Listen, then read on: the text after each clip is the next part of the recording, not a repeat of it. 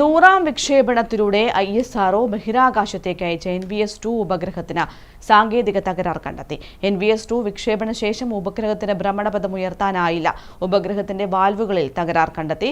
ദൗത്യം വിജയകരമാക്കാൻ മറ്റു വഴികൾ തേടുകയാണ് ISRO. ISROയുടെ 100ാം വിക്ഷേപണമായ NVS-2വിന് വിക്ഷേപണ ശേഷം ഉപഗ്രഹത്തിന്റെ ഭ്രമണപഥം ഉയർത്താനായില്ല. GSLVയുടെ 17ാം ദൗത്യമായിരുന്നു ഇത്. ISROയുടെ 2ാം തലമുറ നാവിഗേഷൻ ഉപഗ്രഹമായ NVS-2 അമേരിക്കയുടെ GPS-നുള്ള ഇന്ത്യൻ ബദലായ നാവിക്കിനു വേണ്ടിയുള്ള ഉപഗ്രഹമാണ്. നാവിക് ശ്രേണിയിലെ പുതുതലമുറ ഉപഗ്രഹങ്ങളാണ് NVS ശ്രേണിയിലേത്.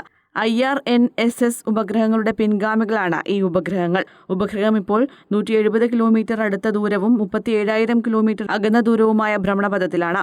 ഇവിടെ 6 മാസം മുതൽ 1 വർഷം വരെ ഈ ഉപഗ്രഹം നിലനിൽക്കാം. ഉദ്ദേശിച്ച ഭ്രമണപഥത്തിലേക്ക് ഇനി ഉപഗ്രഹത്തെ എത്തിക്കാൻ കഴിയില്ല. നിലവിലെ ഭ്രമണപഥത്തിൽ വെച്ച് ഉപഗ്രഹത്തെ ഉപയോഗപ്പെടുത്താൻ വഴികൾ തേടുകയാണെന്നും ISRO അധികൃതർ വ്യക്തമാക്കി. News desk, Kannur vision.